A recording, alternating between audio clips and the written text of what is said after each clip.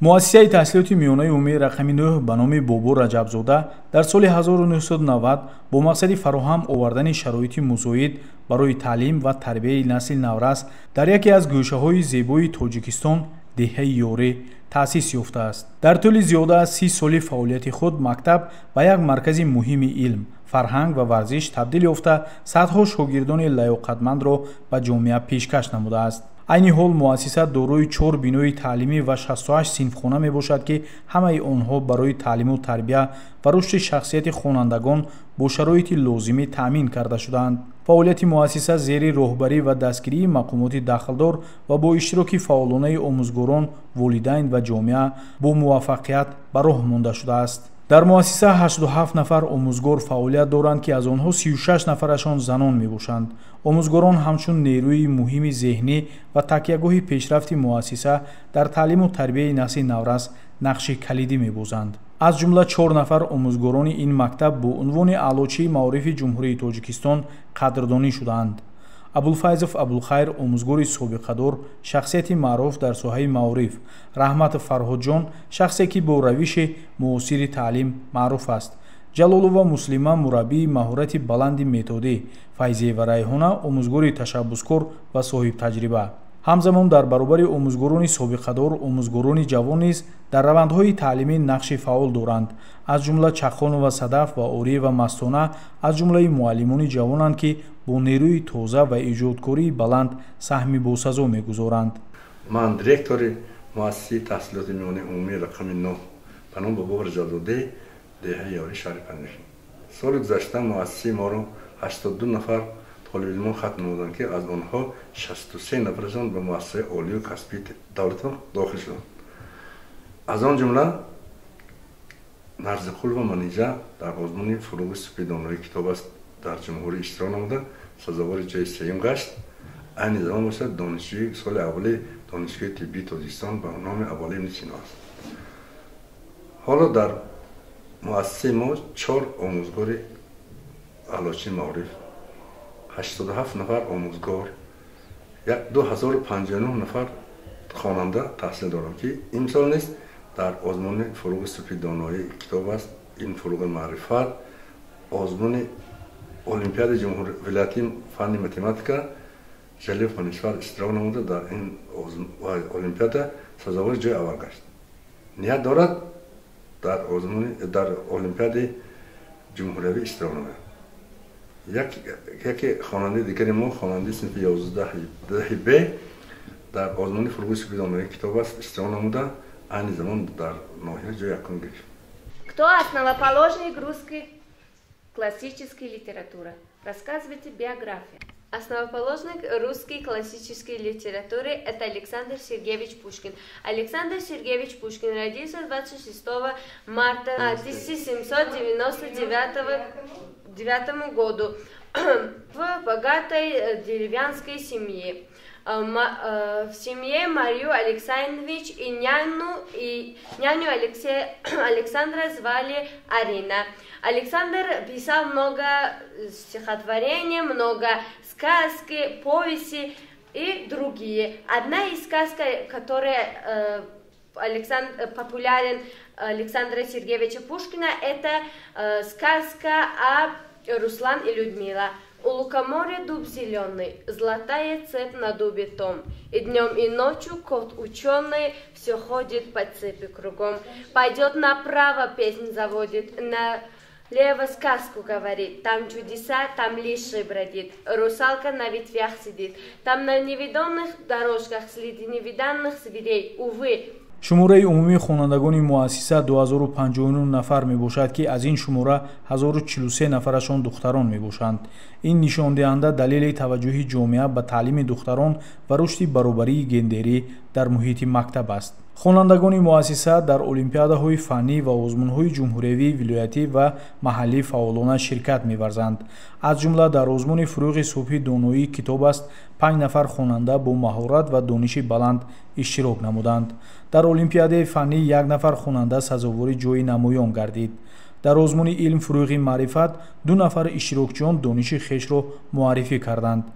халқи тоҷик аз табори офтоб نور پیوندیم و از اهل کتاب زند و پازند و اوستا داشتیم در جهان ما تخم دانش کاشتیم. کمینه قربان و صفورا هستم، خواننده صنف ده مؤسسه تحصیلات میانه عمومی رقم 9 شهر پنجکل، اشتراکچی دور جمهوریوی آزمون جمهوریوی فروغ صفحه دانایی کتاب است. در سال گذشته در دور شهری آزمون جمهوریوی فروغ صفحه دانایی کتاب است سزاوار جای اول گردیدم. در دور ولایتی آزمون جمهوریوی فروغ صفحه دانایی کتاب است سزاوار جای دوم گردیدم و در دور نهایی آزمون جمهوریوی فروغ صفحه دانایی کتاب است سزاوار جای افتخاری گردیدم. از این منبری سخن بینندارای به پایان خود و تمام اشتراکچیان آزمون جمهوریوی فروغ صفحه دانایی کتاب را و پیشوای معظم ملت پرزیدنت جمهوری تاجیکستان محترم امام علی رحمان میرسانم که بهر ما نورسان و جوانان چنین آزمون‌های سطح بلند را راه اندازی می‌نمایند. ما جواباً به این غمخوری‌های پیشوای معظم ملت پرزیدنت جمهوری تاجیکستان محترم امام علی رحمان وعده می‌دهیم که نسل وطن دوست و وطنخواه به وای رسیده به خلق و وطن خود صادقانه خدمت می‌نماید. من جلیل منیشور خواننده صنف 11 مؤسسه تحصیلات میانه عمومی رقم 9 دهه یاری جماعت دیات یاری شهر پنجکل هستم. بنده اشتراکچی آزمون‌های گوناگون از جمله علم فروغ معرفت، المپیاد فنی، مخصوصاً از فن متماتیکا هستم. این حال در اشتراکچی المپیاد فنی بوده در دور ولایتی استراحت به دور جمهوریوی گرفتم و امیدوارم در ماه آینده در این آزمون نیز صاحب جای گردم.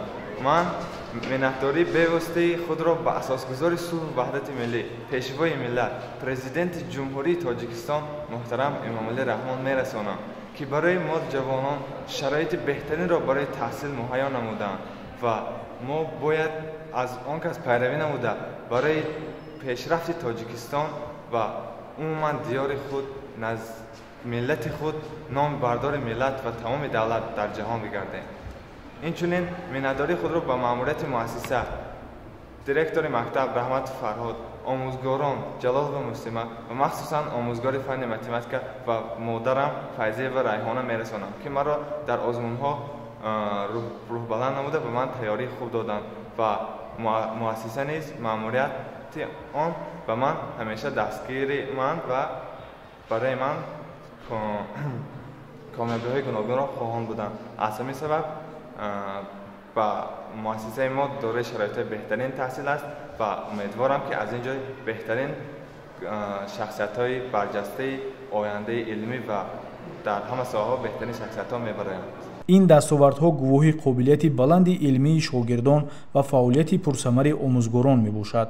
مؤسسه دارای کابینت‌های مجهز فنی میباشد که برای تعلیم عملی فن‌های زیرین استفاده میشوند. زبان روسی و انگلیسی، متماتیکا و فیزیکا، خیمیا و بیولوژیا، گئوگرافیا، تکنولوژی اطلاعاتی و کامپیوتری. در مؤسسه 29 کامپیوتر، 4 پروژکتور و 6 دسته الکترونی موجود است که روند تعلیم را با استفاده از تکنولوژی‌های معاصر تامین می‌کنند. اینچنین آموزگاران در آموزش ثمرناک برنامه‌های کامپیوتری و پیشنهاد درس‌ها با واسطه‌های نوآورانه تجربه دارند. تربیت جسمانی و ورزش در مؤسسه موقع خاصه دارد. برای این مقصدها میدان ورزشی و تالار ورزشی با تمام شرایط ضروری مهیا شده است. دسته والیبال مؤسسه در مسابقه‌های بین مکتبی و شهری جایهای نمایان اشغال می‌کند. خصوصاً افتخار مؤسسه 2 نفر خواننده که چمپیون تاجیکستان اوید به گشتن طرز آزاد شدند محسوب می‌یابد. من آموزگار فن تربیت جسمانی علی مولیدین طول 13 سال در مکتب تحصیلات میانه عمومی رقم 9 نام بابای رجب زاده از فن تربیت جسمانی درس می‌گذارم. در مکتب ما خصوصاً برای گذراندن درس تربیت جسمانی شرایط‌های بسیار خوب فراهم آورده شده. چطور که شما می‌بینید از روی تمام نمودی بازی‌های ورزشی ما درس می‌گذاریم. در بیرون میدانچه ورزشی داریم. هنگامی که درس موضوعی دویدن دیگر موضوعی جهیدن باشد میدانچه ورزشی مجهز داریم. تجهیزات ورزشی در مکتب ما همه نمود таъмин карда шудааст. дар мактаби мо мактаббачавон дар вақтҳои таҳсили зимистона таҳсилҳои баҳорӣ мусобиқаҳо гузаронида мешавад. аз намуди волейбол мактаббачаи мо дар ин намуд бисёр маҳорати хуб нишон медиҳанд. дар мусобиқаҳои байни ҷамоатҳо ҷойҳои намоён ишғол карданд. хеле ки мусобиқаи кушоди шаҳрӣ дар байни ҷамоатҳо шуда гузашт. ҷамоати деҳоти ёрӣ дар ин мусобиқа ба финал баромада ҷои дуюмро ишғол намуд ки онҳо ҳам дастпарвари мактаби мо ҳастанд.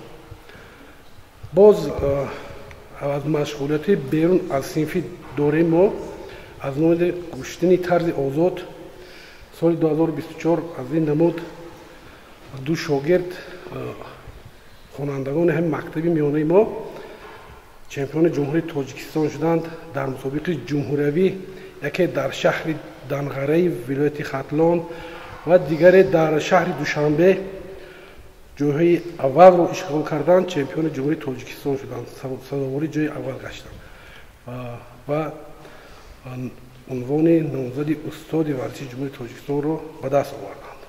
ман холов авшин хонандаи синфи 9А дар мусобиқаи ҷумҳуриявӣ моҳи октябр ҷои намоёнро ишғол кардам. дар мусобиқаи ҷумҳуриявӣ дар шаҳри душанбе дар шаҳри қазоқистон дар шаҳри астана сазовори ҷои аввал шудам ва устоди ман алимов аввалиддин мебошанд ва он кас нозикҳои ҳамин спортро ба мо омӯзонд. ман хонандаи синфи 8Г Алимов Ҳусайн дар мусобиқаи ҷумҳуриявӣ дар ноҳияи Данғара сазовори ҷои аввал гаштам ва чемпиони ҷумҳурии Тоҷикистон шудам ва моҳи декабр дар мусобиқаи байналмилалӣ дар ҷумҳурии Қазоқистон дар шаҳри Остона ва сазовори ҷои аввал шудам. устоди ман Алимов Аввалиддин ҳастанд. ба ман хеле нозукиҳои гӯштиро ба ман омӯхтанд. бо ташаббуси роҳбарият ва ҷалби гурӯҳи ободонии деҳа корҳои зиёди ободонӣ ва таъмирӣ дар муассиса ба иҷро расонида шуданд. аз ҷумла 2420 адад шифер барои иваз намудани боми мактаб истифода шудааст. ин амал нишонаи равшани саҳми аҳли деҳа дар беҳтар намудани инфрасохтори таълимӣ мебошад. имрӯз бошад иншооти навбатӣ муассисаи таҳсилоти миёнаи умумӣ рақами 9 деҳи ёрӣ ки болопӯши онро пурра шахсони саховатманд ҳама мардуми деҳа сарҷамъ омада болопӯши ин биноро иваз намуда истоданд. муассисаи таҳсилоти миёнаи умумӣ рақами 9 соли 1991 бунёд шудааст. то ба имрӯз ягон маротиба таъвири камиталӣ намудааст. ана имсол бо дастгирии гурӯҳи ободонии ёрӣ ҳамаи болопӯши муассиса аз нав таъмир шуда истодааст. дар муассисаи мо 2059 талаба 87 омӯзгор фаъолият намуда истоданд. муассисаи таҳсилоти миёнаи умумии рақами 9 ба номи Бобур Раҷабзода имрӯз ҳамчун як муассисаи намунавӣ ва маркази маърифат эътироф мешавад. омӯзгорони кордон, хонандагони лаёқатманд, шароити муосири таълимӣ ва дастовардҳои назаррас дар соҳаҳои илм, варзиш ва фарҳанг шаҳодати рушди босуръати ин муассиса мебошанд. бо нигоҳ ба дастовардҳои то имрӯз боварӣ аст ки мактаб дар оянда низ мавқеи худро ҳамчун маркази тайёр намудани кадрҳои боистеъдод ва шахсиятҳои маърифатпарвар нигоҳ дошта боз ҳам қадамҳои устувортар хоҳад гузошт.